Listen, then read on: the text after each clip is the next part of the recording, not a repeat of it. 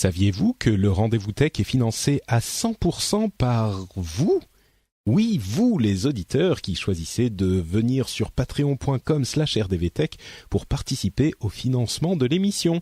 Aujourd'hui, nous remercions tout particulièrement quelques patriotes, Panouerion, Sopello, Cyprilius, Stéphane Cosine, Enlos, Philippe et Charles Bonnard. Merci à vous. Bonjour à tous et bienvenue sur le Rendez-vous Tech, l'émission qui explore et qui vous résume de manière compréhensible toute l'actualité tech, internet et gadgets.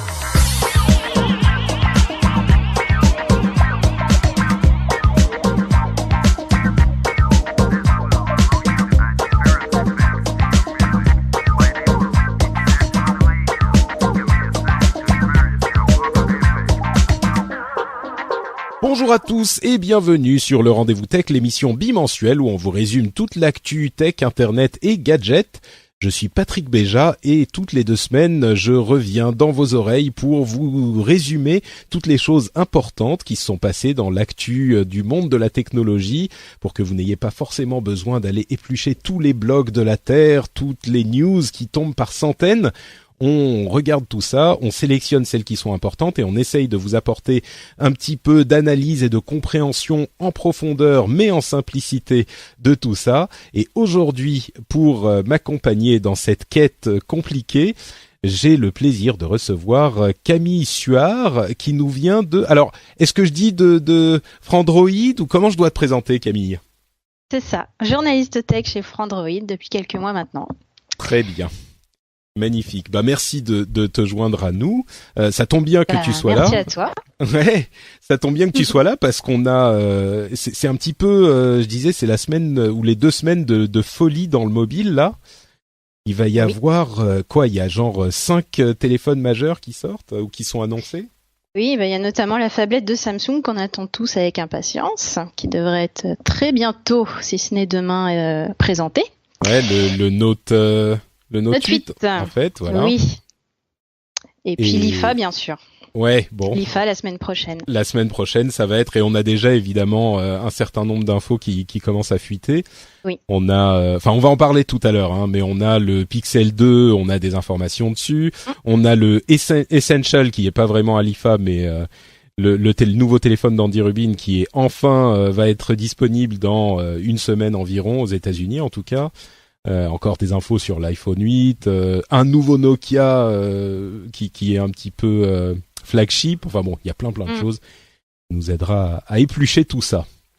Mais on va aussi parler du fameux mémo anti-diversité de ce programmeur de chez Google. On va vous expliquer un petit peu de quoi il s'agit. On parlera ensuite de toutes ces histoires de mobile, histoire de casser un petit peu l'ambiance lourde de ces sujets sérieux et polémiques. Gros sujet. Ouais, un petit peu.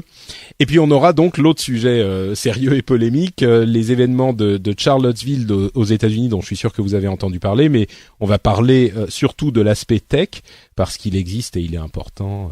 Également, et puis après on aura plein de petites news dont on va vous parler, comme notamment un truc que j'ai trouvé magnifique, un moyen hyper intéressant de stocker de l'énergie, parce que vous savez que le fait de stocker de l'électricité c'est hyper difficile, et on a généralement des batteries pour ça. Bah il y a un moyen hyper innovant qui fait partie de la tech en fait, mais un petit peu surprenant. Je vous tease ça, on en parlera tout à l'heure.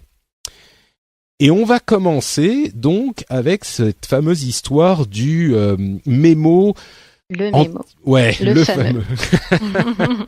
Alors, c'est un petit peu difficile d'en parler sans être très énervé ou je vais essayer de décrire de manière aussi neutre que possible, et puis tu vas me dire, Camille, si la description te paraît appropriée, et puis on élaborera sur le sujet. Ça marche. En fait, ce qui s'est passé, c'est qu'il y a 2 semaines environ, il y a un mémo qui a été écrit par un développeur, un ingénieur de chez Google, qui a circulé dans la société pendant quelques semaines, et donc ce mémo a été rendu public.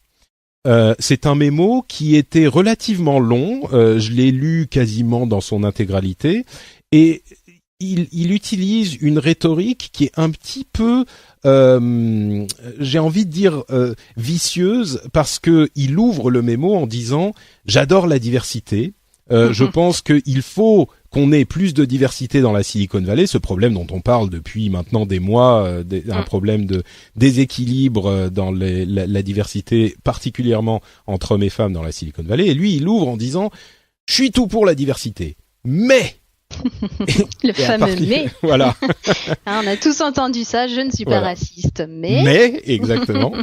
Et bon, même si je suis sûr que parfois, dans certains cas, il est possible d'être honnête et sincère en disant je ne suis pas raciste, mais je pense que là, c'est un petit peu un exemple d'un mémo, d'une démonstration entre guillemets, qui montre que quand on dit quelque chose mais, généralement ce qui vient avant le mais, comme le disait Ned Stark, c'est pas vraiment, ça vaut pas grand chose.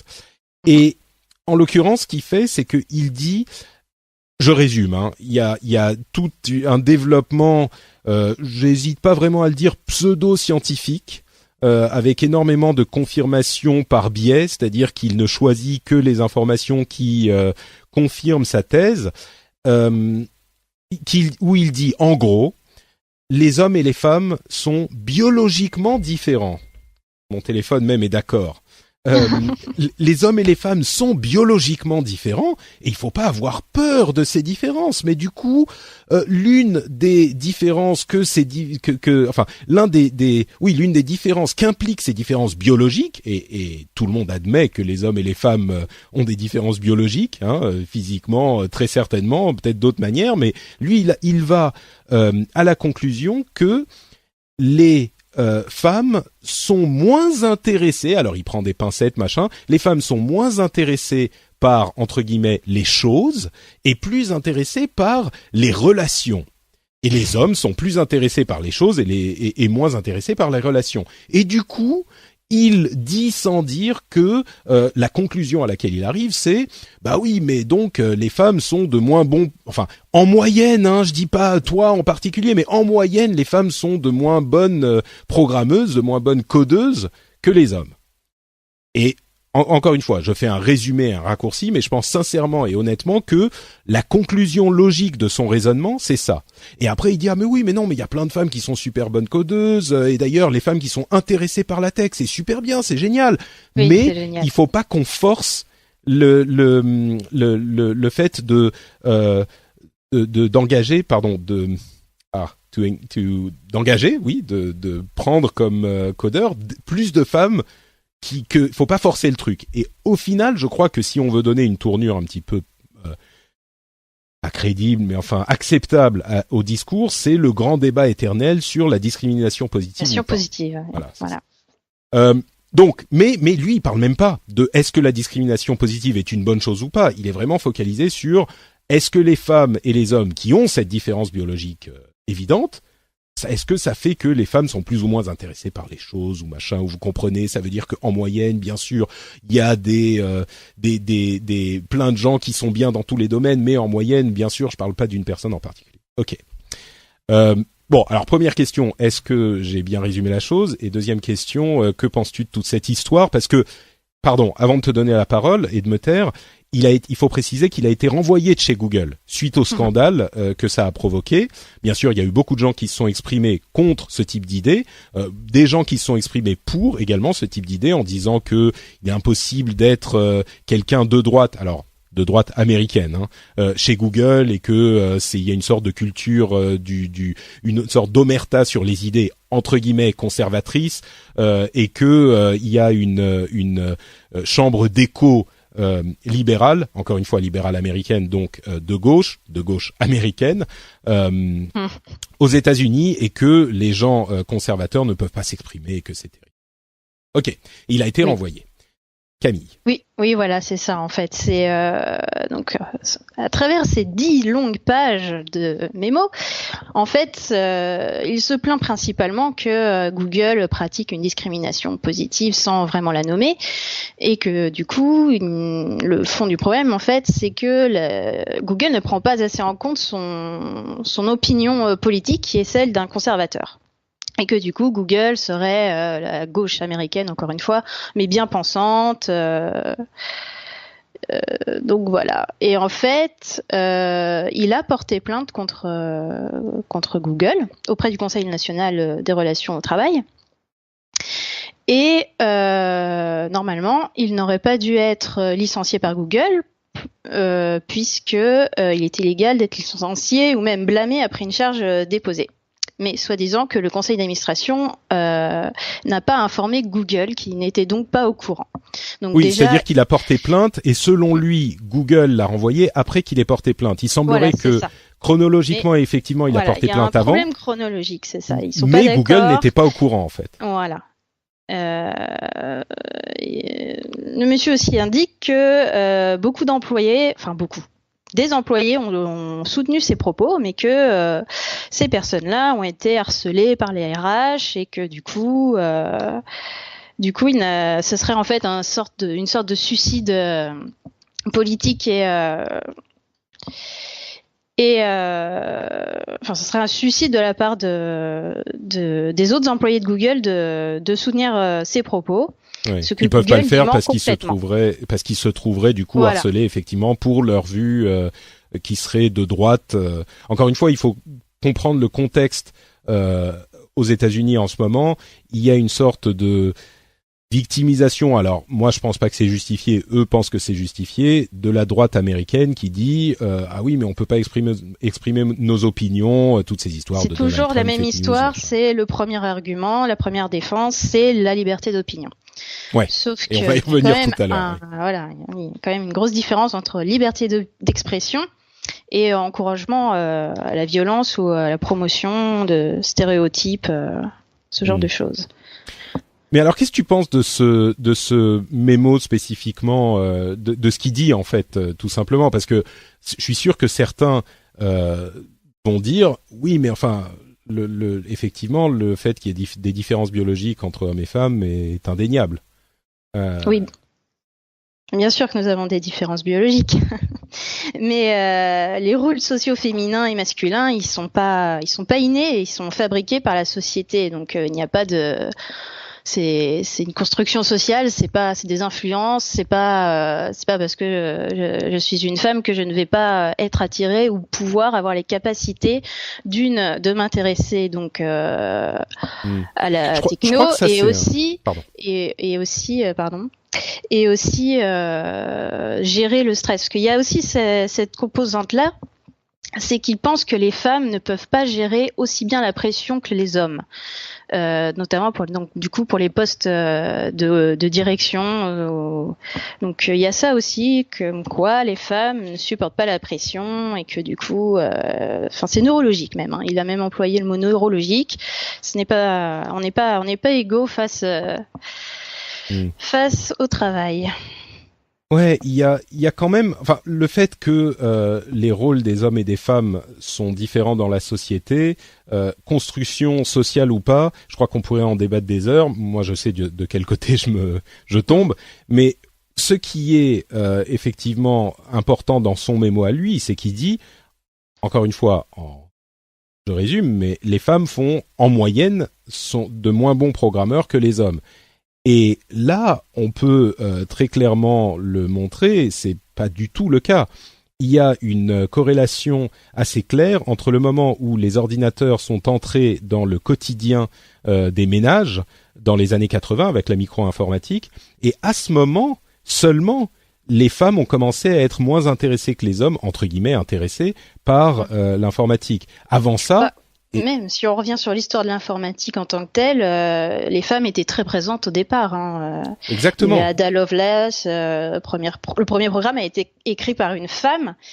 Et c'est au fur et à mesure, au moment où c'est devenu, il y a eu de l'ambition, qu'elles ont été un peu poussées vers la sortie, si je puis dire. C'est ça, c'est-à-dire que quand on a eu les ordinateurs qui sont rentrés dans le quotidien des ménages, tout à coup, c'était plus un truc pour les femmes. Enfin bref, il y a plein de... Historiquement, il est assez clairement établi que juste pendant des décennies, les femmes étaient au moins aussi intéressées que les hommes. Enfin bon, bref, on va même pas rentrer dans cette question qui est un débat un petit peu stérile et un petit peu ridicule à mon sens, mais si on revient à la question du renvoi de ce type de chez Google, pour moi, on a toujours tendance à entendre ce discours un petit peu victimiste, genre on nous laisse pas nous exprimer, machin. Mais imaginez un petit peu, d'une part, travailler avec ce jeune homme, et d'autre part, si ces idées devenaient courantes, les conséquences sur l'environnement de travail. Travailler avec lui. Imaginez si vous êtes une femme et que vous êtes dans un meeting avec lui, tout de suite ça devient. Il n'a pas besoin de dire quoi que ce soit, mais enfin, vous savez que il estime qu'en moyenne, oui, mais c'est pas toi en particulier, mais quand même, il se dit mais tu n'es pas aussi capable qu'un homme d'être un informaticien. Et imaginez si on disait un truc comme ça de, je sais pas moi, des Noirs ou des Maghrébins ou un truc, enfin, ça ne passerait jamais, évidemment. Jamais. Et donc, il y a ça d'une part, et d'autre part, si les idées de ce type se répandaient pour toutes adoucies et suaves qu'elles soient dans la présentation du mémo, il y a eu la forme et... Ouais. Imaginons que on admette, ah bah oui, quand même, en moyenne, les femmes, elles sont un petit peu moins douées, hein, faut bien le dire. Mais comment est-il possible de travailler, quoi ?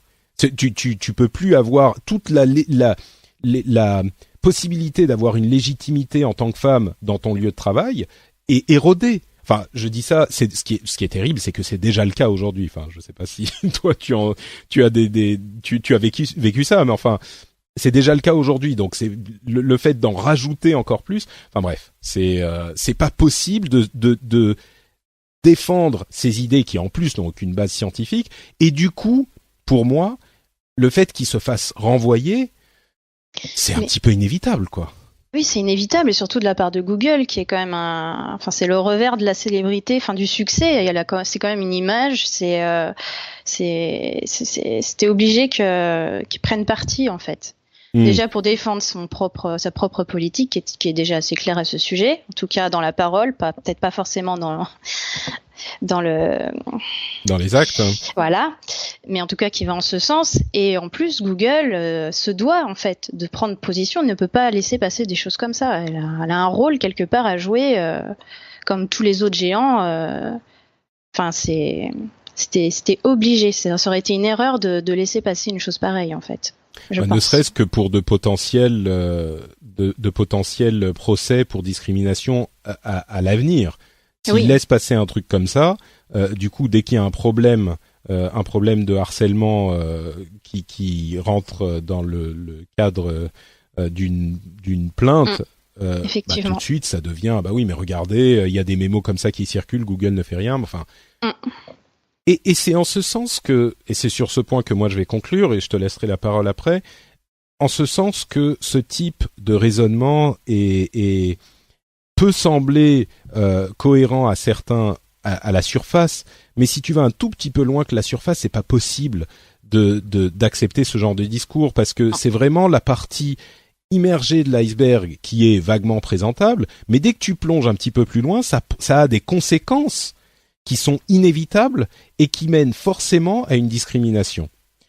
Et du coup, ce genre de questions sort assez rapidement du débat théorique dans lequel voudraient le contenir ses partisans, et rentre très vite dans une pratique qui est en réalité la question: est-ce que même avec tous les gants et les précautions qu'ils prennent, qui devient, est-ce qu'on est pour ou contre l'égalité et la discrimination, parce que il n'y a pas d'autres conséquences à l'acceptation de ce type de rhétorique. Donc bref, pour moi, Google a effectivement fait le bon choix, et on va revenir sur les questions de choix un petit peu après quand on parlera des nazis. Oui, on va parler des nazis. Voilà. Ça paraît dingue, mais oui. Hors contexte, mais oui, on va parler des nazis. Ouais. Donc voilà, pour ma petite conclusion. Je sais pas si toi t'as une autre conclusion sur ce sujet. En tout cas, ça va loin quand même, parce que il est devenu un peu en peu de temps le porte-parole de tout un courant de pensée, même sur Twitter. Enfin, il a eu, je sais pas, son compte a explosé. Il y a même comment il s'appelle, c'est Jack Nut Johnson, qui a travaillé justement avec l'équipe de Trump, qui a lancé une plateforme de crowdfunding research où il a même créé une page pour des morts, et du coup en quelques jours il a eu je ne sais plus combien de milliers, de dizaines de milliers de dollars. Ça a pris une ampleur considérable, et donc c'est normal.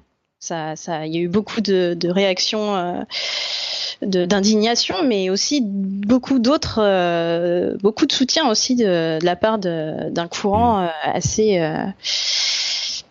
d'extrême droite, tout simplement. C'est la fameuse alt-right, et voilà, ceux qui ont suivi l'histoire du Gamergate, sur lequel j'ai un petit peu écrit, d'ailleurs je le rappelle en ce moment parce que c'est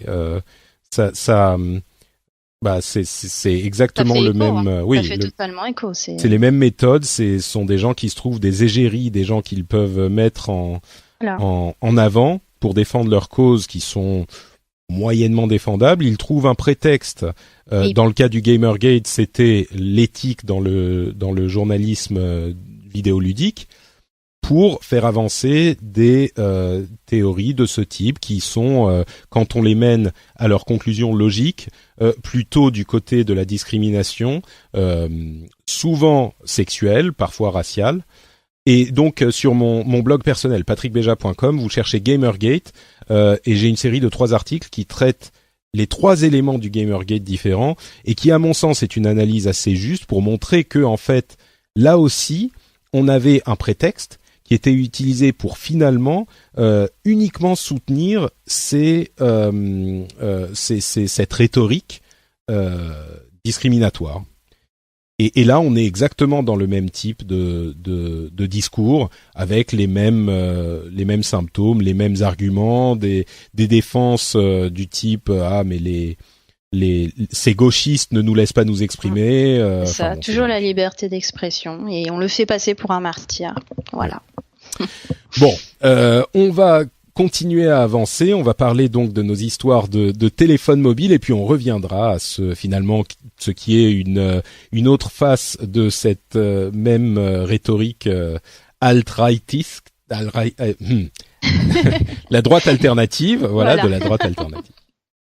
Donc, parlons un petit peu de ces téléphones mobiles. Tiens, on a eu des infos sur le Google Pixel, le Google Pixel 2. Voilà. Est-ce que tu peux nous en dire un petit peu sur ce qu'on sait sur ce fameux Google Pixel 2?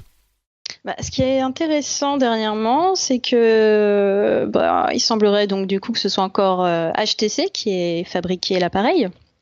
Puisqu'il y a un document qui a été remis aux autorités américaines qui sont chargées de réguler le marché des télécommunications, où on pourrait retrouver ce qui faisait un peu l'originalité du HTC U11, c'est-à-dire l'Active Edge, c'est-à-dire presser les bordures de l'appareil pour activer un truc, quoi. Pour activer des fonctionnalités. Est-ce que tu l'as utilisé, toi, ce fameux HTC avec ce Active Edge là? Oui, je l'ai eu un peu en main, et alors c'est assez drôle au début, ouais. Et en final ça devient, c'est pas du tout naturel comme. Ah oui? Oui, c'est pas tellement naturel comme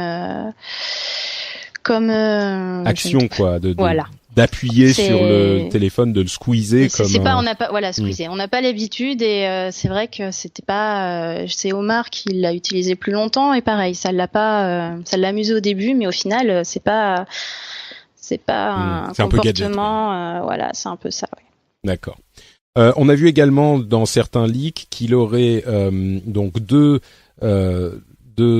haut-parleurs stéréo, mais par contre, il n'a pas de port jack. Oui, alors ça c'est très drôle, parce que si vous vous souvenez, c'est que l'année dernière, quand Google a annoncé son Google Pixel et Pixel XL, il faisait un petit talk à Apple qui justement lui voulait arrêter avec le port jack. Et là, bizarrement, il semblerait bien sûr que Google fasse machine arrière. Ouais. Effectivement, reviennent un peu sur son. Mais c'est ça qui était drôle, parce que l'année dernière, il s'était bien moqué d'Apple sur le sujet, et là, finalement, peut-être que, voilà, on va forcer les choses aussi. D'accord. Je crois qu'il y a un autre aussi modèle de Google Pixel 2. Il y aurait 2 fabricants, si je ne m'abuse, pour les 2 tailles. Peut-être que le plus grand XL. Peut-être que le plus grand aurait un port jack, mais bon, on sait pas. On sait pas encore. Et entre parenthèses, au moment où on enregistre, Android O vient d'être officiellement lancé et il s'appelle bien Android Oreo. Oreo. Voilà, exactement. Oui, c'est sûr. Mais on n'y croyait plus en fait, puisque ça semblait tellement évident que. Trop évident. Croyait plus, voilà. C'est comme KitKat à l'époque de Android K. Voilà, c'est pas la première fois qu'une marque, voilà. Alors il disait à l'époque de KitKat qu'il n'y avait pas d'argent qui avait changé de main, c'était un partenariat entièrement non financier. Peut-être que c'était le cas et peut-être que c'est le cas encore aujourd'hui. Mais c'est la deuxième fois qu'une version d'Android utilise un nom commercial, un nom de douceur commerciale. Petite sucrerie. Voilà. Quoi d'autre? Le téléphone Essential, donc la société d'Andy Rubin, va enfin être livré aux gens qui ont précommandé. Ça sera le 28 août chez Sprint aux États-Unis. Ils avaient eu donc un retard qui n'était pas passé inaperçu parce que ils avaient promis beaucoup et puis finalement, enfin c'est surtout la société d'Andy Rubin qui est très attendue. Pour ceux qui s'en souviennent, c'est le développeur originel d'Android. Et les premiers retours que j'ai entendus sur le téléphone, les gens qui ont eu des versions de test, sont quand même très très positifs.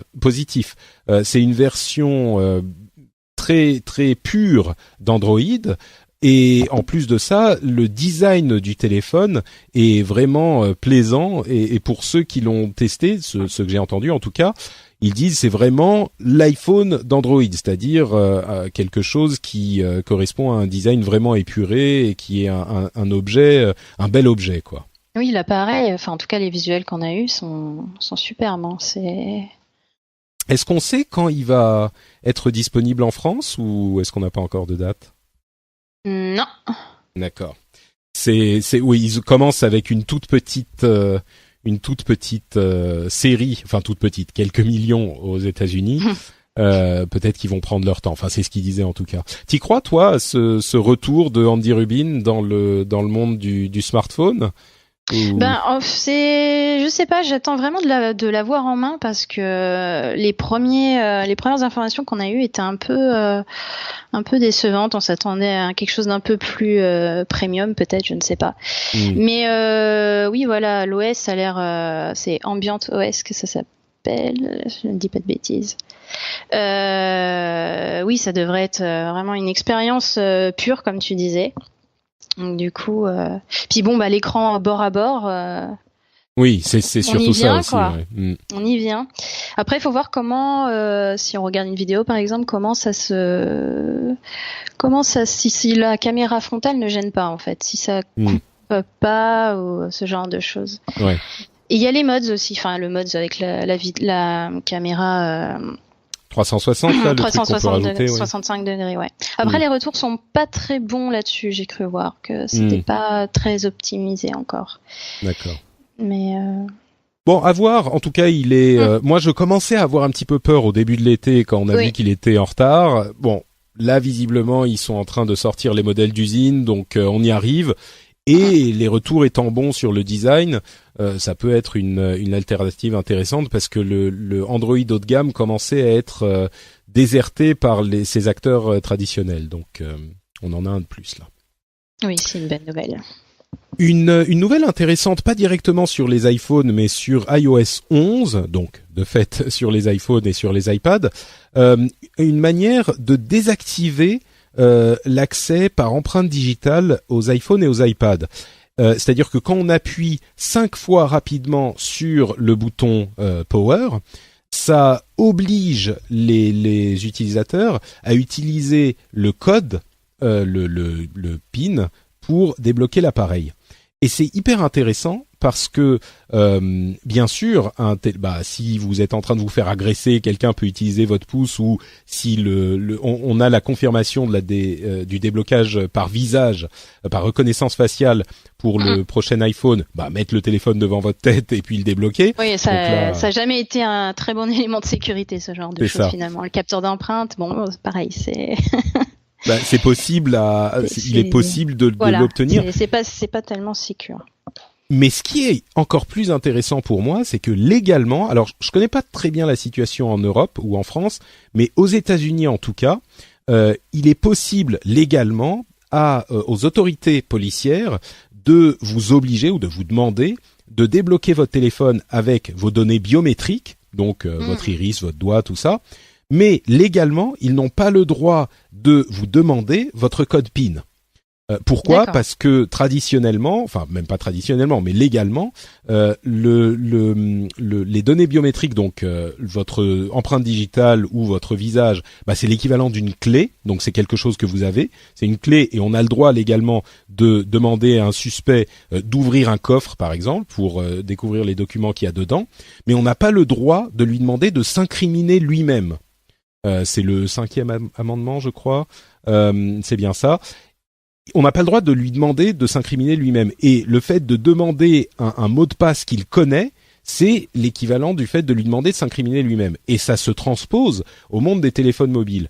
Donc, ce que ça veut dire, c'est que si vous êtes en train de passer une frontière et que vous avez des documents piratés sur votre téléphone, je sais pas, je dis n'importe quoi, vous pouvez le bloquer de manière à être sécurisé légalement. Bien sûr, ça veut pas dire qu'il n'y a pas d'autre moyen de rentrer dans votre téléphone, mais les conséquences légales de cette petite fonctionnalité me paraissaient vraiment intéressantes, quoi. Je sais pas du coup en France comment. Ouais. Comme tu disais. Ça a creusé, oui, effectivement. Il faudrait, si quelqu'un a cette information, si vous pouvez venir nous le dire dans les commentaires de l'émission, ça serait sympa si on a un juriste parmi les auditeurs. Il faudrait peut-être que je demande à ma femme d'ailleurs, puisqu'elle est avocate. Mais oui, bon, donc si vous avez les infos, venez nous dire ça dans les commentaires de l'émission. Quoi d'autre ? Bon, rapidement sur Apple puisqu'on en parle. 3e génération d'Apple Watch aurait une version avec connexion cellulaire et sans, mais aurait le même design, la même forme. Ils sont en train d'investir $1 milliard dans du contenu vidéo original. Quoi d'autre ? Ils pourraient se mettre à vendre des films quelques semaines après leur sortie au cinéma. Alors ça sera aux États-Unis parce que voilà. En France, c'est pas près d'arriver. Et il semblerait que le fameux iPhone 8, pour revenir au téléphone eux-mêmes, soit disponible en septembre en quantité un petit peu limitée, mais tout de même en même temps que les iPhone 7S et 7S Plus. Donc finalement, on n'aurait pas ce retard qui avait été pressenti pour le modèle 8, le fameux modèle anniversaire. Donc voilà pour le côté d'Apple. On a donc plein d'autres téléphones qui font un petit peu de bruit. On a un Nokia 8 qui est un téléphone haut de gamme qui est fabriqué par HMD Global. On a des rumeurs, enfin des screenshots leakés sur le LG V30. On a le Zenfone 4, le Zenfone AR, etc., etc. Est-ce qu'il y a des choses à retenir dans tous ces nombreux téléphones qui forment la phone-pocalypse de la rentrée, selon ton opinion éclairée? Le LG V30, moi je l'attends. Je l'attends parce que le LG V1 qui était du coup sorti l'année dernière, mais pas en Europe, voilà, il m'a fait de l'œil. Il devrait même régler quelques défauts du G6 et surtout on l'attend en face du Note 8 et de l'iPhone 8. Est-ce que c'est un téléphone vraiment haut de gamme du coup ? Moi je connais pas bien LG. Est-ce que tu peux nous dire pourquoi tu l'attends justement ? Parce que c'est, déjà LG, c'est une marque que j'apprécie plutôt parce que elle prend quand même encore quelques risques par rapport aux autres géants. Le LG V30, par contre, il abandonnerait le double écran. Il n'aurait plus qu'un seul écran, mais il serait sans bordure. Donc encore un téléphone bord à bord, voilà, ils seront tous comme ça d'ici 2 ans, quoi. Et l'appareil photo a l'air très intéressant, notamment pour l'ouverture de diaphragme, puisqu'il pourrait donc recevoir plus de lumière et ça pourrait faire des photos de nuit ou même de mouvement assez incroyables. Ah, d'accord. Donc, il ouvre plus photo, que les téléphones, voilà. Que les smartphones habituels, quoi. Voilà, c'est ça. Donc niveau photo, c'est pas mal et puis ça devrait être un très bel objet. D'accord. Le Nokia, qui en fait est pas fabriqué par Nokia, mais qui s'appelle quand même Nokia, Qu'est-ce que t'en penses? C'est un truc qui pourrait ramener Nokia sur le devant de la scène? C'est une prélude à un retour? Est-ce que ça va vraiment ramener Nokia sur le devant de la scène? Je ne suis pas encore convaincue. Ouais. Mais apparemment, ça devrait être un bon téléphone.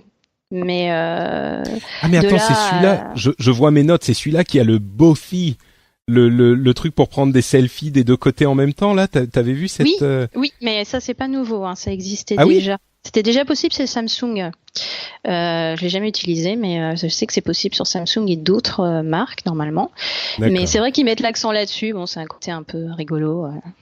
Oui, pour ceux qui n'ont pas vu, c'est en fait, comme la description, hein, c'est on prend une photo avec les deux caméras en même temps et ça nous fait une photo avec un composite directement. En même temps, du coup, c'est assez drôle.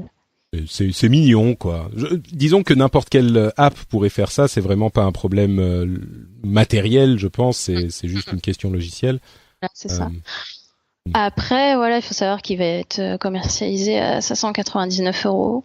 Donc c'est déjà 200 € de moins que ce qu'on peut trouver pour un Galaxy S8. Il se positionne un peu de façon bâtarde, si j'ose dire. Ah oui? Mais pourtant, c'est un Snapdragon 835, il a 4 Go de RAM, optimisé, c'est un bon. Tu dis bâtarde, ça me semble péjoratif comme description. Oui, bon, je sais pas. C'est peut-être parce que je suis pas trop emballée, je sais pas. C'est. Ouais. C'est juste. Mais explique pourquoi t'es pas emballé. C'est que c'est un de plus ou il a l'air. En fait, il y a les marques chinoises en face de lui. Il y a ça aussi. Et du coup, il est un petit peu plus cher que ce qu'on pourrait trouver. Voilà. Par exemple, puis même, on a le OnePlus 5 qui est quand même un très bon produit qui coûte 100 € moins cher. D'accord. Oui, donc c'est toujours cette guerre. Voilà, il y a de ça aussi. En fait, c'est pas. Je pense que ça sera pas. C'est pas un mauvais téléphone, mais il faut voir ce qu'il a en face de lui aussi quand même. Donc entre le OnePlus 5 et puis voilà, bon. D'accord. C'est ça. Ok, bon, voilà. Donc pour les impressions sur ces nombreux téléphones qui débarquent, de fait pour nous, il y en a peut-être un petit peu moins. Je pense que c'est le Pixel 2 les deux qui sortent du lot pour moi, c'est le Pixel 2 et le Essential. Mais vu que le Essential n'est pas disponible en France, c'est forcément le Pixel 2 qui. C'est ça. D'accord, très bien. Avançons avec notre deuxième sujet un petit peu polémique pour parler des événements, pas spécifiquement des événements de Charlottesville, mais plutôt de ce qui s'est passé avec le site The Daily Stormer, qui est un site, là encore, très proche de la droite alternative américaine. Alors, je pense que vous avez tous vu dans les news ce qui s'est passé à Charlottesville, la réaction du président américain qui a été vivement critiqué par, à vrai dire, à peu près tout le monde, si ce n'est même la droite, la gauche, pour le coup, se sont retrouvés aux États-Unis, à l'exception peut-être de la droite alternative et des néo-nazis et des suprémacistes blancs. Et encore une fois, si vous n'avez pas suivi, c'est vraiment le cas. On parle de néo-nazis qui défilaient dans les rues. Il n'y a pas d'équivoque possible sur le sujet. On peut en parler sans invoquer le point Godwin, parce que là, pour le coup, c'est effectivement ce qui s'est passé. Mais là où ça devient intéressant, c'est la question. Là où ça devient plutôt tech, c'est la question de ce qui s'est passé avec le site The Daily Stormer, qui est un des sites clairement néo-nazi, suprémaciste blanc, qui défend ce type de cause, qui, du fait de la polémique montante sur ces sujets dans la société américaine, a, en raison de certains articles clairement critiquables qu'ils ont publiés, se sont vus fermer les portes. Je crois qu'on peut le dire sans être 100%, sans exagérer, se sont un petit peu vus fermer les portes de l'Internet, finalement. C'est ça. Donc leur premier hôte, c'était GoDaddy, je crois, leur a dit oui, on veut plus c'est ça, hein, c'était GoDaddy. C'est GoDaddy. Ouais.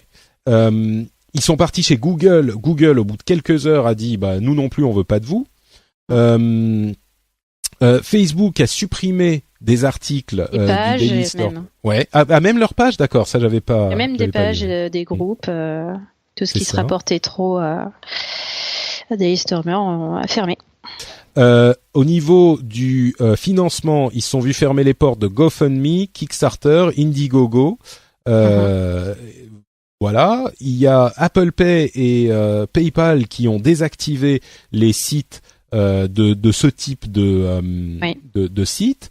Il y a même Discord qui a fermé le serveur altright.com. C'est ça. Tous les comptes qui étaient en lien. Reddit a banni des subreddits sur le sujet. Spotify a supprimé des listes de lecture, enfin des listes de entre guillemets hate bands. Il y a eu vraiment, il y a eu le plus gros contre-coup contre ce type de site qu'il y a eu depuis je pense possiblement le début de l'internet. Et puis il y a eu l'histoire de Cloudflare.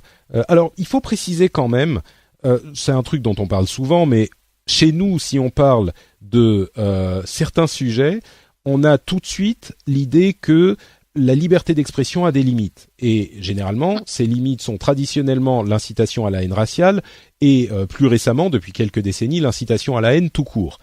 Et donc, ce type d'expression est illégal dans nos pays. C'est pas le cas exactement aux États-Unis. L'incitation à la haine, enfin aux États-Unis et dans les pays anglophones d'une manière générale, l'incitation à la haine en tant que telle est pas forcément illégale. La liberté de parole est quasiment absolue à partir du moment où il n'y a pas une incitation à la violence. Oui. Et là, parfois, la limite est un petit peu floue, mais enfin, sur le principe, c'est comme ça. Et du coup, le fait de dire je pense que les Noirs sont inférieurs aux Blancs, en tant que tel, c'est pas illégal. Alors ensuite, il y a un truc qui est important, c'est que la liberté de parole est souvent associée à l'idée qu'on n'a pas de conséquences pour ce qu'on dit. C'est pas vrai. La liberté de parole aux États-Unis, c'est que le gouvernement ne peut pas vous condamner pour ce que vous dites. Par contre, rien n'empêche une société, par exemple, de vous renvoyer pour certaines opinions controversées que vous exprimez. C'est ce qui s'est passé dans le cas du mémo de Google.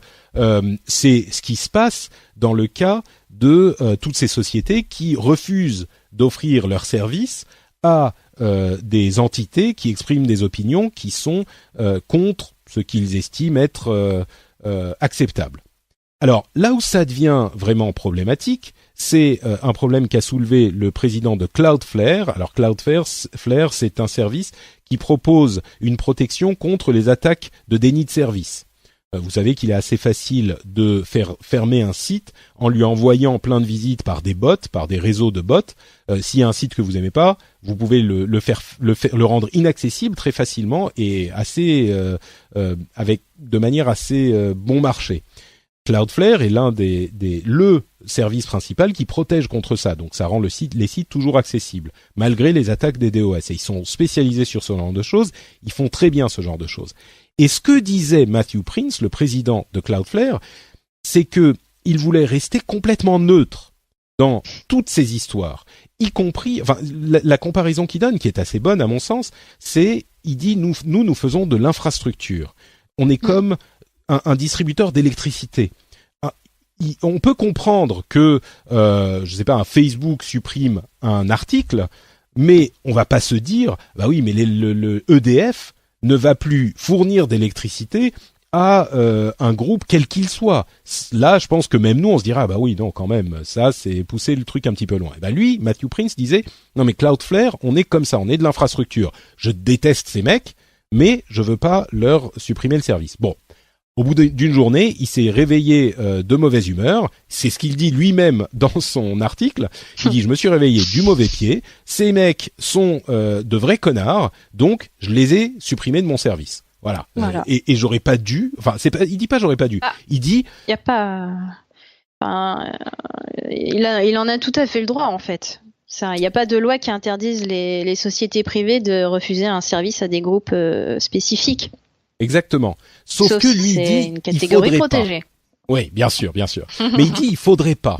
Et là où ça devient encore plus intéressant, il y a deux éléments. D'une part, l'IFF, donc l'Electronic Frontier Foundation, qui se bat pour les droits de l'homme et le droit à la sécurité, le droit à la vie privée systématiquement. Donc c'est vraiment, si on schématise de manière un petit peu ridicule, c'est vraiment la gauche des combats informatiques. Ils ont dit ouh là là, faut se calmer là, parce que si on part sur ce genre de truc, ça peut très vite se retourner contre nous. Donc, en substance, ce qu'ils disent, c'est il faut pas refuser l'accès à ce type de site, même si tout détestable qu'il soit. Alors, ils sont un petit peu isolés dans les voies de la Silicon Valley.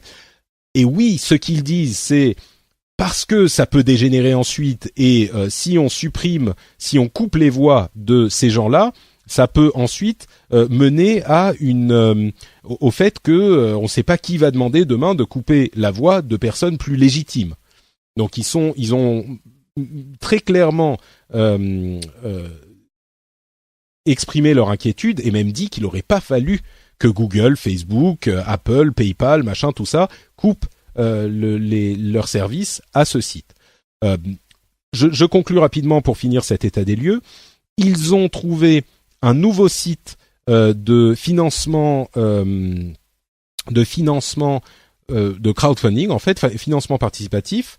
Non, pardon, excusez-moi, pas de crowdfunding. Un nouveau site, un réseau social qui est là encore qui défend la liberté d'expression, mais qui est vraiment dans la mouvance de la droite alternative, et pareil avec un hébergeur qui là aussi dit moi je m'en fous un peu de ces gars, mais ça me fera un peu de pub, et puis je pense qu'ils ont le droit d'avoir leur site disponible aussi. Bon.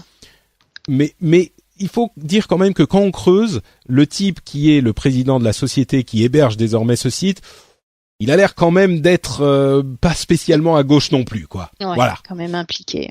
Ouais. Donc voilà, débat un petit peu compliqué. Tu tombes enfin, qu'est-ce que t'en penses? Je vais pas caricaturer en disant dans quel bord tu tombes, mais t'en penses quoi toi de cette histoire? En fait, pendant longtemps, on a justement reproché aux géants du web de pas s'impliquer, de laisser les choses se faire, au sein de leur structure, mais aussi, même au sein même de leur entreprise et dans l'utilisation de leurs services. Et là, avec les événements de Charlottesville, ça a été, je pense, tellement violent que tout d'un coup, ils ont tout de suite pris la parole et pris des décisions assez rapidement. Tous, enfin vraiment, tu en as énuméré quand même beaucoup, quoi. Et ils sont tous. Et ça s'est passé en 2 jours, quoi. Voilà, c'est ça. Ça a été très rapide, mais je pense aussi que ça a été tellement violent et tellement, aussi avec l'accumulation ces derniers mois de toutes les histoires qu'il y a pu avoir, et puis avec le changement de politique aux États-Unis. Mais du coup, ça a été tellement violent, je pense, qu'ils se sont dit que là, qu'ils ne pouvaient plus rester cachés derrière, rester silencieux en tout cas sur tout ce qui pouvait se passer. Donc du coup, forcément, ça crée, ça pose beaucoup de questions du coup à savoir, mais, comment est-ce qu'il faut rester neutre? Est-ce que leur devoir c'est justement de rester neutre et de pas du tout s'impliquer, ou est-ce que justement, étant donné leur position, ils sont obligés de réagir? Et ça posait la question de la différence, de la liberté d'expression et du coup la limite avec l'encouragement et la promotion de la violence. Et du coup, qu'est-ce que t'en penses? Parce que quand même l'IFF, c'est pas c'est justement tout le contraire de la droite alternative. Le fait qu'ils disent eux, oula les gars, du calme. Moi, c'est le truc qui m'a arrêté dans mon emballement en me disant, enfin non, évidemment j'y pensais beaucoup avant, mais je veux dire, si même eux disent ça, est-ce que on n'est pas justement en train de s'emballer? Est-ce qu'on n'est pas en train de mettre un précédent qui pourrait revenir pour nous? C'est ça en fait. Là après, faut voir comment ça va évoluer dans les jours et les semaines qui arrivent. Est-ce que c'était juste juste entre guillemets, une réaction suite aux événements de Charlottesville où là il fallait marquer le coup et réagir vite. Et du coup, c'est juste, comment dire. Ah, c'est un coup de. Oui, je comprends ce que tu veux dire, quoi. Ou est-ce que ça va être un changement de modération plus large qu'on va voir de plus en plus. Est-ce que maintenant ça va être systématique? Ouais. Il faut voir comment ça va évoluer. Je crois qu'il y a effectivement cette manière de poser les choses qui est, oui, ben c'est un moment de cette histoire et ça veut pas forcément dire que ça va arriver à chaque coup. Je vais quand même. Il y a plusieurs choses à prendre en compte aussi. Il y a beaucoup de gens qui disent ah oui mais aux États-Unis ils sont pas aussi sensibles que nous à les questions de la Deuxième Guerre mondiale, le nazisme. Nous on l'a vécu, c'est dans notre culture, c'est dans. D'une part je dirais oui et non parce que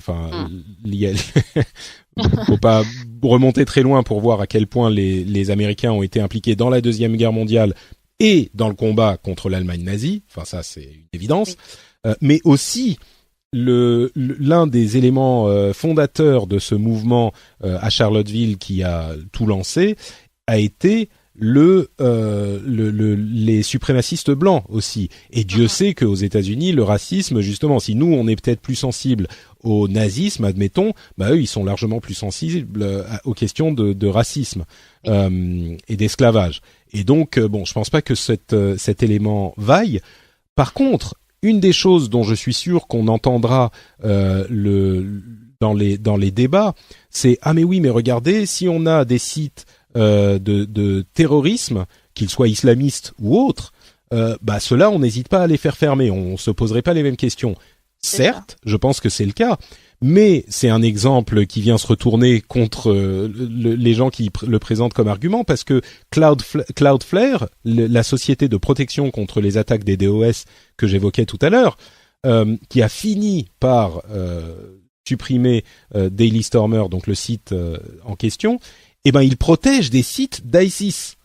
Donc voilà, c'est exactement ça. Eux, ils se disent, nous, on protège tout le monde et on se pose pas la question, y compris des sites terroristes. Et terroristes, ouverts, c'est pas juste, voilà. Donc, pour moi, ce que j'en conclus de tout ça, c'est que, peut-être coloré par mon histoire européenne, il y a un moment, c'est quand même des nazis qui défilent dans la rue. Voilà. Quoi. Moi, je pense que c'est tout à fait naturel en fait d'avoir réagi aussi fortement et rapidement en fait. Là, c'était trop violent, c'était là en fait. C'était dans la rue, c'était visible pour de vrai. Donc je pense que c'est normal. Ouais. Après, faut voir si c'était une réaction à un moment donné ou si ça va évoluer. Je crois qu'il y a effectivement, il faut voir comment ça va continuer à l'avenir. Il y a je crois que tout le monde était dans son rôle finalement, parce que là où je pense qu'on a tous bien réagi, et même nous dans l'émission, je pense qu'on a la bonne réaction, c'est que ce type de décision ne se fait pas légèrement. Non. C'est une question qui se pose lourdement, même dans le cas de sites aussi abjects que celui-ci. On le traite pas de manière légère et il faut jamais que ça devienne léger. Faut jamais qu'on se dise c'est des nazis, allez on s'en fout, on les bloque. Faut toujours qu'on se pose très gravement la question, qu'on ait un débat sur le truc. Bien sûr.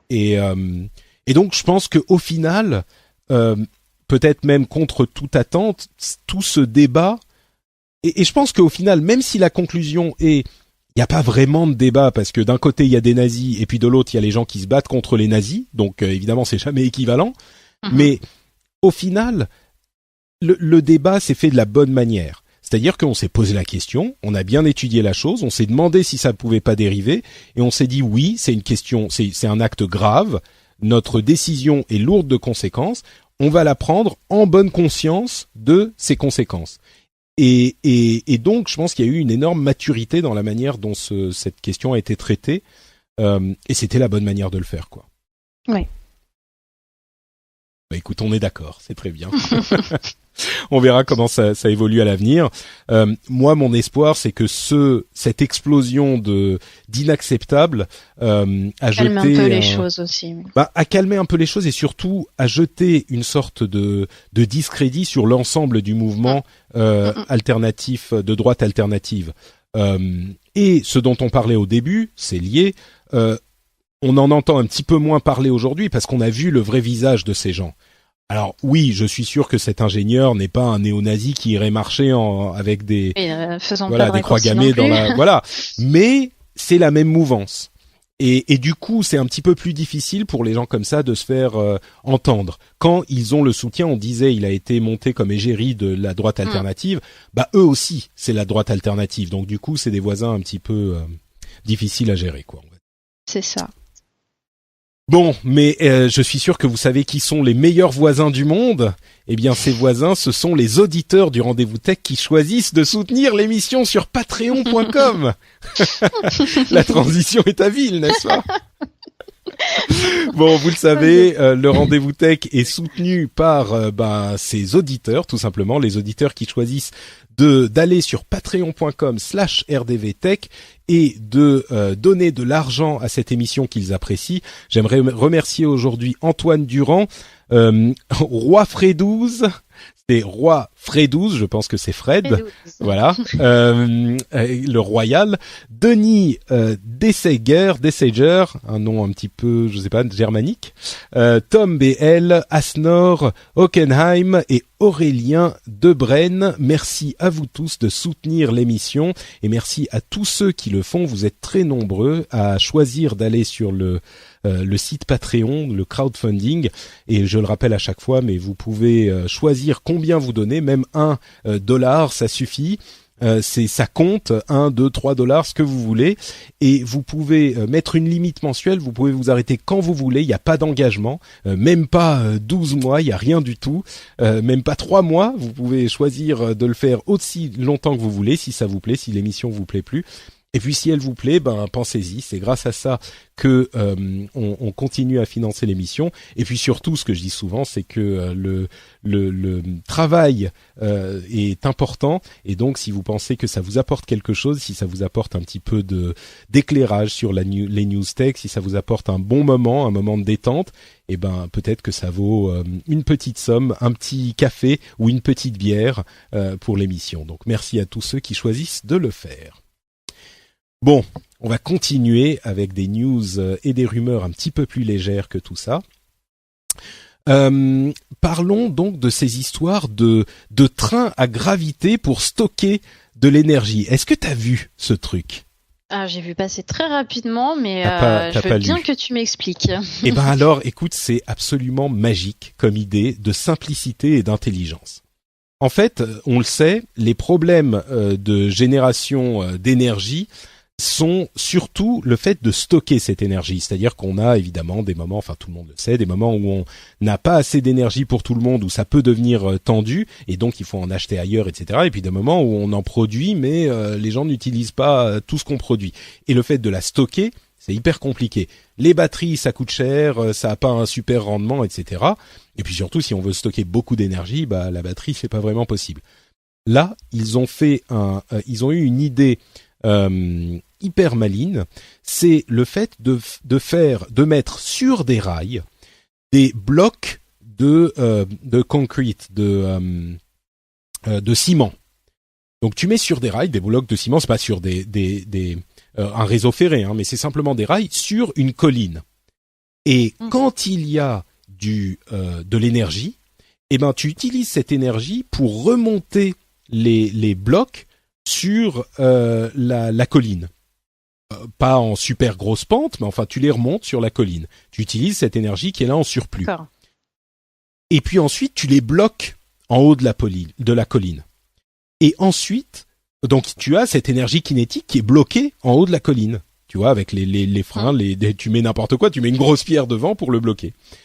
Et quand tu as besoin d'énergie ensuite, tu débloques le truc, il va descendre la colline et avec, je sais pas comment ça s'appelle, du rétrofreinage ou enfin d'une dynamo quoi, sur le frein, et ben tu génères de l'énergie avec cette masse, ce truc massif qui descend la colline. Et ils disent, la société s'appelle Ares, dit pouvoir avoir 80% de rendement sur cette technologie. Moi, je trouve ça magique de simplicité et d'intelligence, quoi. Oui, c'est ça, simple et intelligent. Ouais. Et pourquoi on l'a pas fait plus tôt? Mais exactement, c'est le genre de truc. Mais enfin, on aurait pu le faire depuis. Et la société donc s'appelle Advanced Rail Energy Storage. C'est c'est la technologie. La société, c'est One California. C'est encore des Californiens. D'accord. Je sais pas pourquoi. Bah oui, mais non, mais il y a pas de secret. Hein. Mais voilà. Donc je voulais en parler. C'est pas de la tech électronique, mais enfin, j'ai trouvé ça tellement intelligent. C'est ingénieux. C'est intéressant. Effectivement. Donc voilà, Ares. Un moyen malin de subvenir à nos besoins d'énergie. Amazon est en train de lancer... De révolutionner le distributeur automatique. Instant Pickup. C'est-à-dire que c'est le fait de pouvoir commander un truc et de pouvoir aller le chercher après quelques minutes. Seulement. Alors c'est surtout sur les campus américains, d'universités américains. J'imagine que c'est pour un certain nombre d'objets bien spécifiques, quoi. Oui, tu vas pas pouvoir commander ce que tu veux sur Amazon, mais ça va encore plus loin que Prime, en fait. C'est casier connecté, en fait, c'est ça. Hein. C'est un peu ça, mais ils doivent avoir un entrepôt à côté, du coup. Parce que on parle même pas de 1 ou 2 heures, c'est quelques minutes. Donc c'est des casiers connectés au bout d'un entrepôt ou d'une boutique, quoi. Du coup, oui, encore plus rapide et encore moins d'interaction humaine. Est-ce que du coup, toi, tu serais t'es plus étudiante, mais moi, je pense que je serais prêt, enfin étudiant ou même pas étudiant, quoi. S'il y a un truc comme ça, si j'ai des trucs dont j'ai besoin, je sais pas moi, un câble ou une encre. Pour mon imprimante ou je sais pas, je dis n'importe quoi, mais ce genre de truc. Ouais, moi j'utilise ça, il y a pas de problème. Quoi. Bah oui. En plus là, c'est si j'ai bien compris, c'est situé à côté des campus. Donc oui, ça c'est. Je pense que je n'hésiterai pas non plus. Je pense. Bon, ben voilà. Tu vois, tu contribues à la fin du contact personnel. Mal. Non, mais je sais. Ça va, c'est juste pour quelques objets. C'est pas tout qui est. On va pas tout avoir. On dit ça, on finit par tous se faire livrer par des drones en 2020. Ah oui, c'est ça. En fait, on a pris une habitude aussi de tout avoir tout de suite, rapidement. Voilà. Est-ce que du coup tu penses que c'est effectivement un problème de plus avoir cette entre guillemets interaction humaine avec les gens les caissiers à la Fnac ou parce qu'on parle de... Je pense qu'on n'en est pas là encore non plus. Pour certains types de produits, pour certains besoins, bien sûr. Voilà. Enfin, moi, j'utilise Amazon comme beaucoup de monde, je pense, et pour d'autres produits et d'autres besoins, je vais voir, vers les gens. Oui. Je vais dans des boutiques physiques. Je pense que tout ne peut, enfin, même si Amazon est en train de tout mettre sur sa boutique virtuelle, je pense qu'on aura toujours besoin de se rendre physiquement dans une boutique et avoir quelqu'un en face de nous, quoi. Oui, je suis assez d'accord. Moi, je me dis que ça dépend des besoins, voilà, faut pas. Pour des trucs genre effectivement des câbles et des machins comme ça, ou même la plupart des trucs informatiques, surtout des gens comme nous, on est hyper geek, on sait ce qu'on veut. Je suis sûr qu'il y a d'autres choses qui pourraient être inclus dans ce type de système, mais ensuite, oui, tu vas acheter ton clacos pour le. Les livres. Oui, ça dépend. Alors parfois tu sais quel livre tu veux, donc voilà. Mais oui, ça m'est déjà arrivé d'acheter sur Amazon, mais bon. Voilà. Oui, moi ça m'arrive souvent. Mais non, mais il y a plein de trucs pour lesquels effectivement tu vas pas aller chez Amazon, à moins que tu sais. C'est bien quand tu sais déjà ce que tu veux. Non, mais il y a toujours des trucs qui se font livrer des bouteilles de Coca-Cola quand même. Ah oui. Ah oui. Oui, bah, pour tu sais... Happy Prime, c'est facile. Ouais, puis ouais, quand on est à Paris, bah voilà, c'est forcément ça. Bah t'as pas envie de t'emmerder. Enfin, de toute façon, si tu vas à ton supermarché, souvent, si tu prends t'as ton stock de Coca pour le mois ou d'eau ou de ce que c'est, tu peux te faire livrer. Donc ouais, est-ce que ça change? Bon, peut-être. Je sais pas. Bref. Amazon, ça vend qu'à l'unité, par exemple, les bouteilles de Coca. Ah oui. Oui, ça t'envoie pas les packs entiers. Ah d'accord, ça doit se faire des bonnes vraiment, marges. En fait, je crois que c'est vraiment quand t'as un besoin urgent pressant de ta bouteille de Coca. Voilà.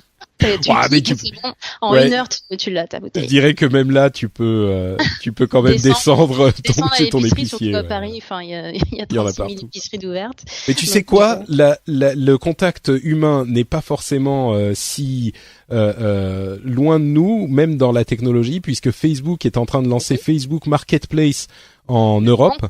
Et voilà, c'est une sorte de Le Bon Coin, mais sur Facebook. Et le truc, c'est que alors, c'est bien ou pas bien, mais sur Facebook, tu peux savoir qui vend et qui achète, et t'as un petit peu une traçabilité, parce que c'est vrai que les trucs genre Le Bon Coin, c'est un peu la loterie, quoi, parfois. Puis tu peux être conseillé par la communauté, donc c'est déjà un peu plus safe que Le Bon Coin. Ouais, ça rassure, quoi. Oui, voilà.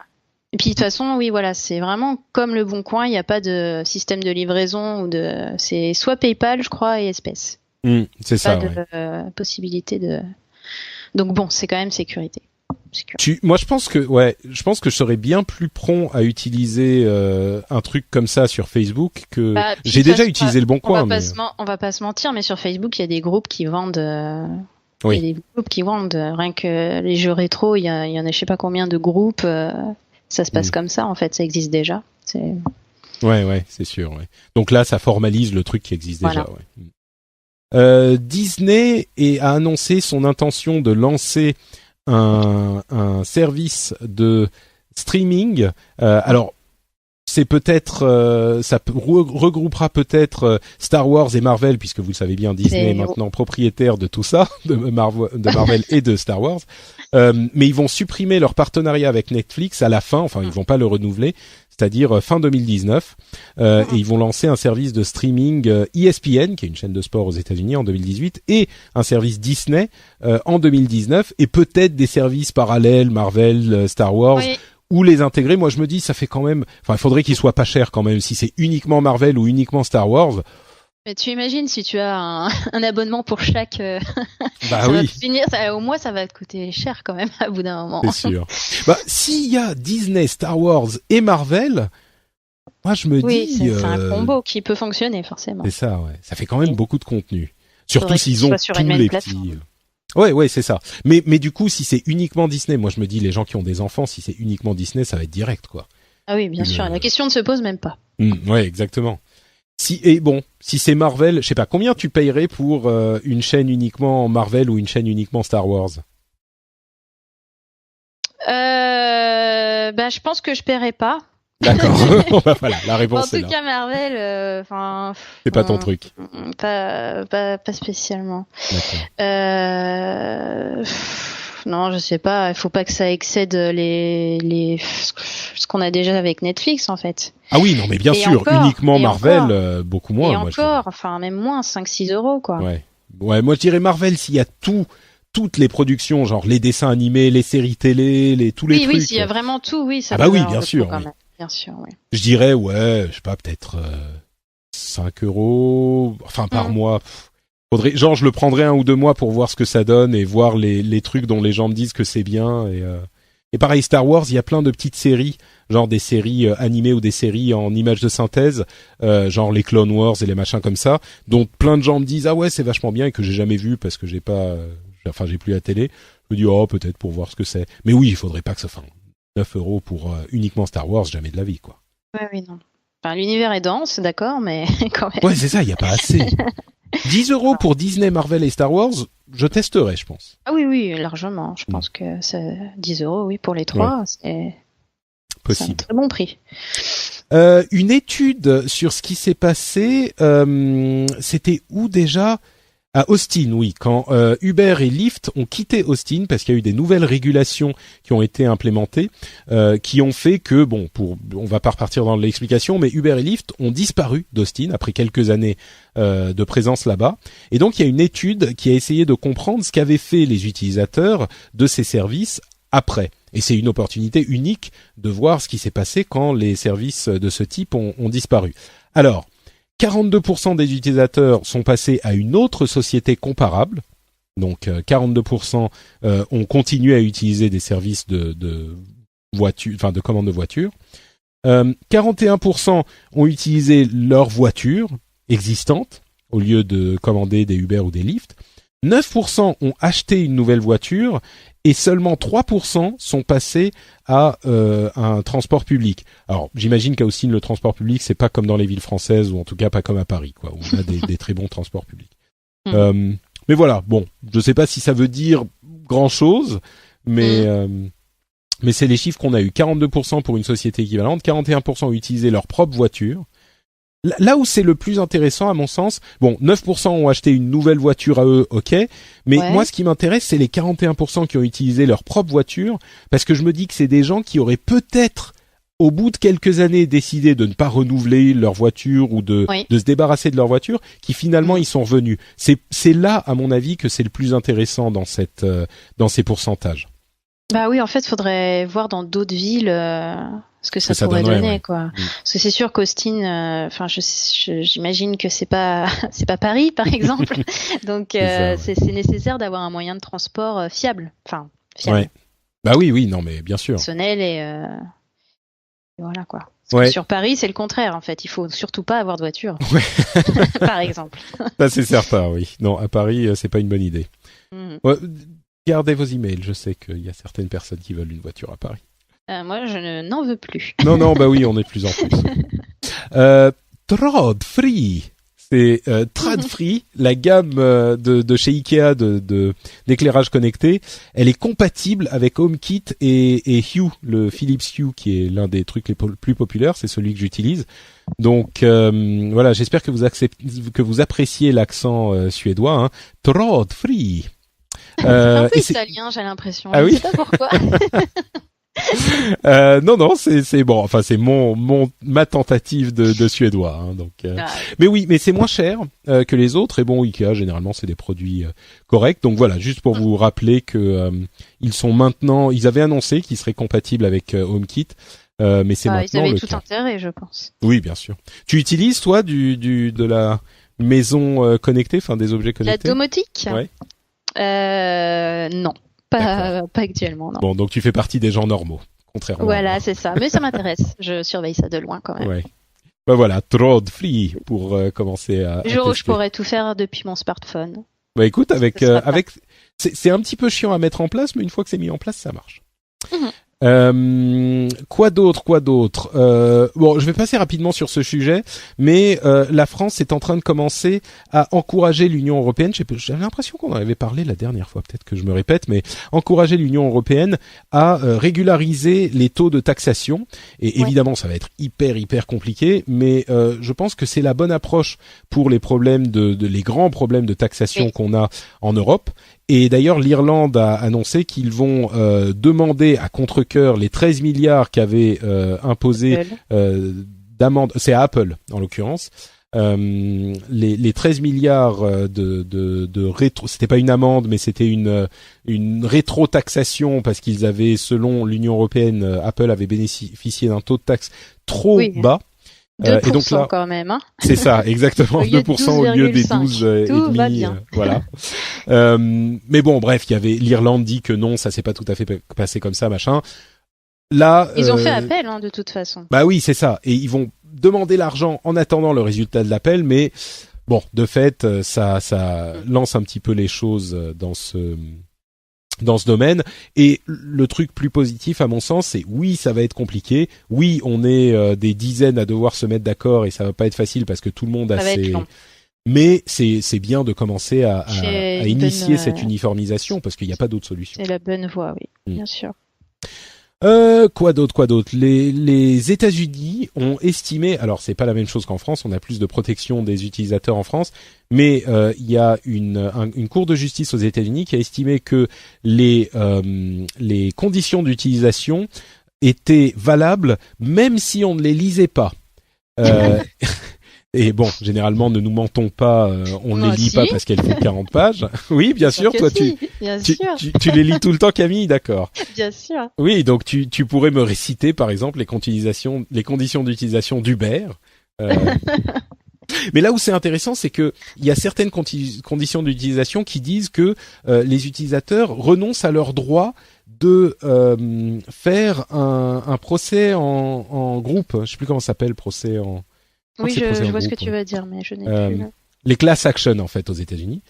Et du coup, enfin, bon, peut-être que ça va monter un peu plus haut cette décision parce que ça me paraît assez hallucinant de pouvoir renoncer à certains de nos droits aussi importants dans ces conditions d'utilisation qui sont aussi opaques, quoi.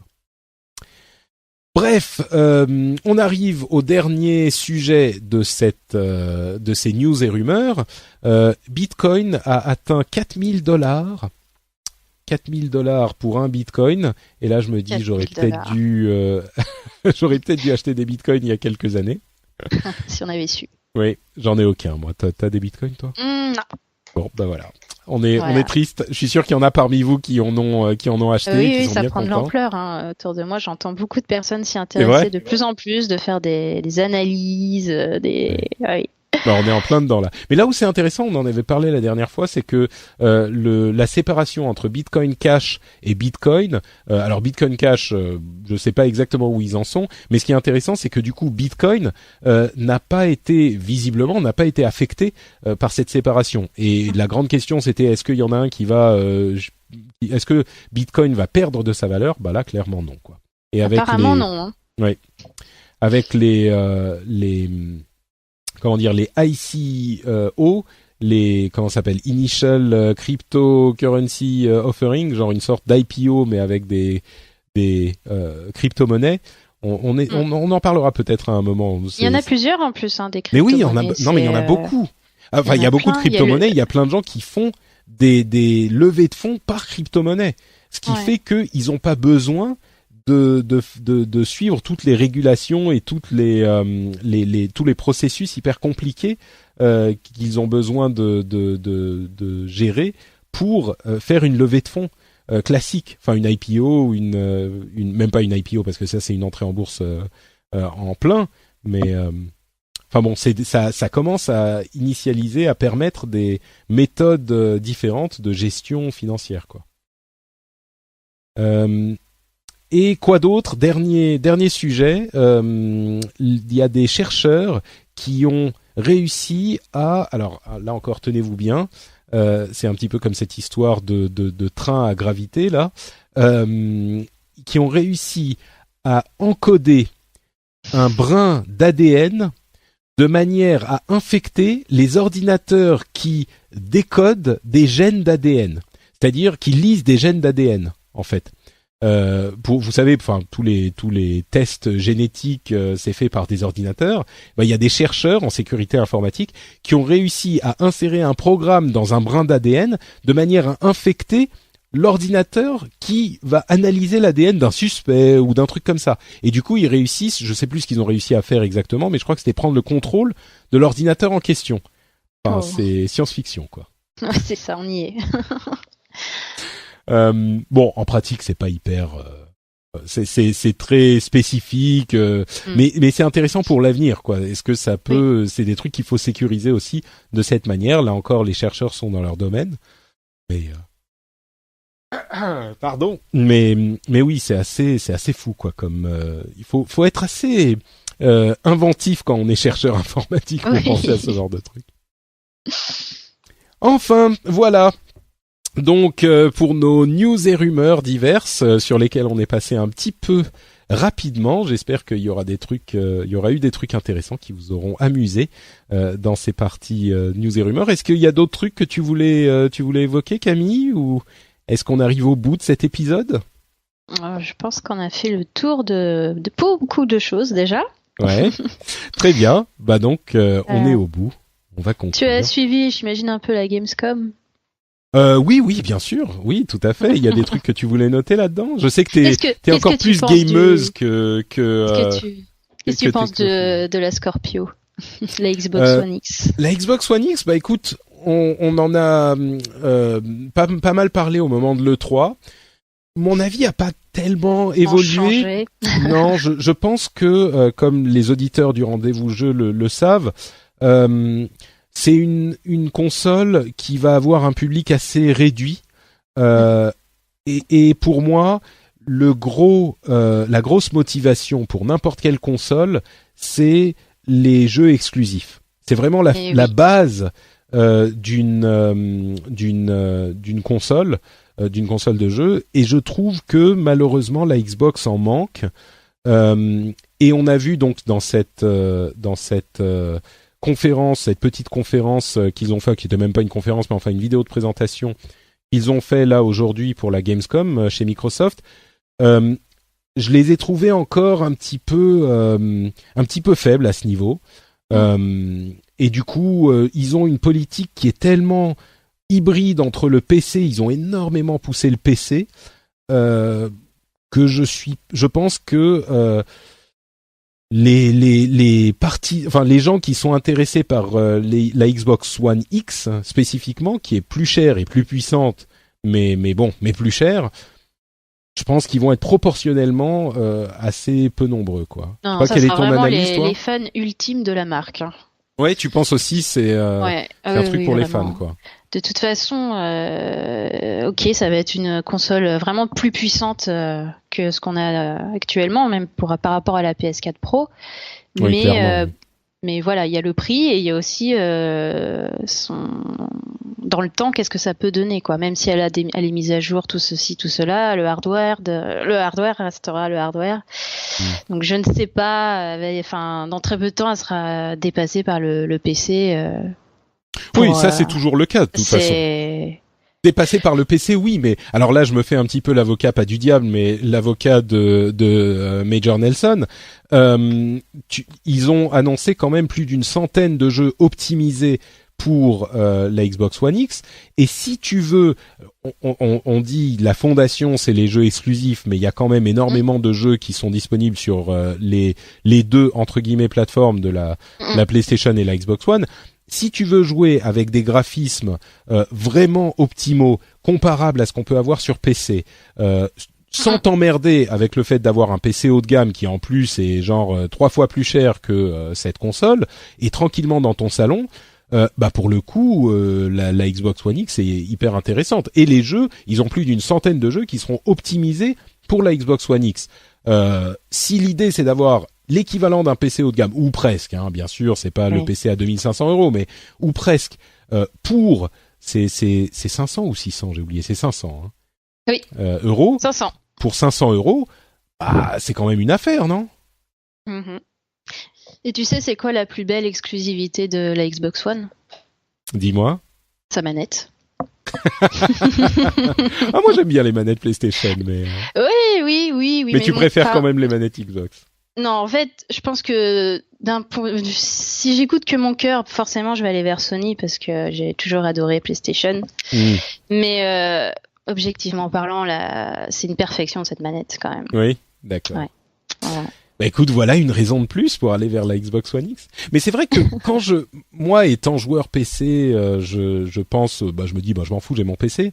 Mais je pense qu'il y a des gens pour qui ça sera intéressant. C'est juste que la partie de la population qui va être intéressée par cette proposition spécifique, je pense, va être assez réduite. Mais même eux, ils en sont conscients.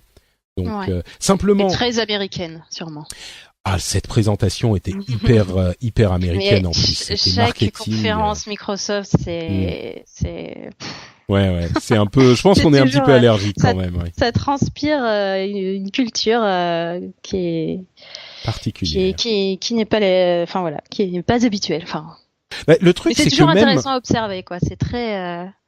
Mais ce qu'il y a, c'est que même les conférences, on a l'habitude des conférences américaines, genre Google, Apple, Facebook, Amazon, ils en font tout le temps. Mais il y a dans le monde des consoles, et je crois dans le monde de Microsoft, des consoles Microsoft, parce que même Microsoft, bon, je dirais peut-être Panos Panay, il est un peu comme ça, grandiose, il fait des grosses, des grandes déclarations et tout ça, mais particulièrement dans le monde des consoles Microsoft, ils en font beaucoup, quoi. Et c'était, moi, ça m'a, enfin, je pense j'ai pas du tout encore vu d'analyse sur cette conférence-là. Mais il y avait tellement de marketing inséré dans le truc. Ils voyaient un trailer et c'était amazing, it's so incredible. The Xbox One X thing is so great. Et la musique à fond. Ouais, et c'était les néons les et puis interviews. les voitures qui descendent du plafond, forcément. Mais même les interviews qu'ils faisaient avec les développeurs de jeux qui sont disponibles sur toutes les consoles, bien sûr, ils sont là pour vendre leur beefsteak, et c'est normal. Mais tu vois, ils parlaient de leur jeu et puis ils disaient, so, can you tell us how amazing it's gonna be on Xbox One X? Et ils disaient, ah oui, sur Xbox One X, ça va être tellement mieux avec ce tel truc et tel truc. Et c'est pas tellement, parce que oui, objectivement, la Xbox One X, elle va pouvoir avoir un taux de rafraîchissement plus élevé en 4K, elle va faire de la bonne HDR, etc. Oui, elle sera plus puissante, mais les éléments de langage étaient un petit peu crispants. Genre, tu sentais les phrases écrites par les gens des relations publiques, tu vois, des relations presse, des trucs du genre. With the power of Xbox One X, we can render so many more polygons, and we can render in true 4K. Et tu dis. C'est tellement fou. Ouais. C'est un vrai show en fait. Et c'est un vrai show, mais enfin mais bref. Bien... On va encore me dire que je suis anti Microsoft. On va encore me dire que je suis anti Microsoft. C'est tellement pas le cas. J'adore Microsoft et il y a plein de trucs que. Enfin bon, bref. Mais on pourrait en parler des heures. On pourrait en parler des heures. On en parlera dans le rendez-vous jeu. Un jour, tiens, tu viendras dans le rendez-vous jeu et on geekera sur nos consoles préférées. Mais je reste quand même assez convaincu que pour un certain segment de la population, si vous voulez une machine super puissante, un petit peu plus chère que les autres forcément, mais beaucoup moins chère qu'un gros PC, et que vous voulez pas spécifiquement de jeux exclusifs PlayStation, eh ben oui, la Xbox One X c'est une très bonne option. Donc bon, voilà pour cette conclusion sur la Gamescom. Est-ce qu'il y a d'autres choses qui t'ont marqué dans ces premiers jours de la Gamescom, tiens, avant qu'on se quitte? Pas vraiment pour le moment. Je reste. Bah, ça vient de commencer. Enfin, on est dans les jours presse la encore. Suite, en tout cas, parce que Microsoft, ça m'a pas hypé plus que ça. Ouais, enfin, c'est de la redite, et puis j'ai failli m'étouffer en voyant Record, donc ou Sea of Thieves, Oui. Bah, on l'évoquera dans le rendez-vous jeu. On en parlera un petit peu, effectivement, plus en avant. Bon, bah, merci beaucoup de ta présence dans le rendez-vous tech, Camille. Est-ce que tu veux dire aux auditeurs où ils peuvent te retrouver sur Internet? Qu'est-ce que tu fais qui nous permettrait d'en savoir un petit peu plus sur tes activités? Eh bien, je suis sur Frandroid, bien sûr. Sinon, je suis sur Twitter aussi, et je suis en train de réfléchir pour monter un blog. D'accord. Pour discuter un peu de plein de choses, de jeux vidéo, de tech, mais pas que. Ok, donc, très bien. c'est en cours. Bon, bah écoute, le mieux donc, je mettrai comme toujours le lien vers le compte Twitter dans les notes de l'émission. Camille, alors c'est compliqué parce que c'est Camille __ Suard. Voilà. Pourquoi 2 underscores? tu veux pas faire comme tout le monde. Wow. Remarque, au moins on le retient. C'est Camille __. Voilà. Camille _ Suard, ça sera dans les notes de l'émission. Merci à toi d'avoir été avec nous. Pour ma part, c'est Note Patrick sur Twitter et sur Facebook. Vous pouvez retrouver sur frenchspin.fr les notes de l'émission. Vous pouvez aussi venir commenter, nous dire si on a dit des choses un petit peu trop bêtes ou un petit peu intelligentes aussi. Vous pouvez également aller sur tiens que je dise pas de bêtises, sur iTunes pour laisser des commentaires et des reviews. Vous pouvez par exemple faire comme Hank Soon qui a dit toujours un excellent moment, un son toujours nickel. J'espère que c'est le cas aujourd'hui. J'utilise un matériel un petit peu différent qui avait un petit souffle Bref, un son toujours nickel, des sujets magnifiquement traités et très variés, un incontournable des longs trajets matinaux. Merci Patrick, merci à toi Hangsoon, et merci à tous ceux, Hangsoon qui nous vient de Belgique d'ailleurs, merci à tous ceux qui laissent des commentaires sur iTunes ou sur votre logiciel de podcast préféré. Et surtout, merci à tous ceux qui, comme je le dis toujours, choisissent de soutenir l'émission sur patreon.com/rdvtech. Vous revenez de vacances, vous êtes devant votre ordinateur ou même sur votre téléphone. Vous pouvez très facilement aller sur le lien qui est dans les notes de l'émission, patreon.com/rdvtech. Et devenir vous aussi patriote. Vous verrez, il y a des petites récompenses diverses comme des accès au contenu exclusif patriote, que je fais des éditos de temps en temps. Il y a l'accès au Slack, au forum de discussion, enfin à l'outil de discussion des patriotes où on s'amuse bien tous ensemble, même pendant l'été, il y avait quand même du monde, etc., etc. Donc allez y jeter un coup d'œil sur patreon.com/rdvtech si ça pourrait vous intéresser. On vous remercie infiniment de nous avoir écoutés pour ce dernier épisode de l'été, et n'oubliez pas que à la rentrée, dernière information hyper importante, donc le 16 septembre, on va se retrouver tous ensemble, entre amis, au Corcoran du Sacré-Cœur à Paris. On a une petite rencontre annuelle. Et ça sera comme toujours à ce bar sympathique, le Corcoran du Sacré-Cœur, le 16 à 16h. Donc le 16 septembre à 16h. J'espère que vous serez là nombreux. On s'était beaucoup amusés les années précédentes. Donc j'espère que vous nous rejoindrez cette année et qu'on pourra passer un petit moment ensemble. Donc le 16 septembre au Corcoran du Sacré-Cœur. J'aurai un blog un article sur le blog de l'émission, le blog des podcasts, pour vous donner toutes ces indications aussi. Vous pouvez retrouver ça sur frenchspin.fr. Merci encore une fois à vous tous et toutes, et rendez-vous dans 15 jours. Ciao, ciao!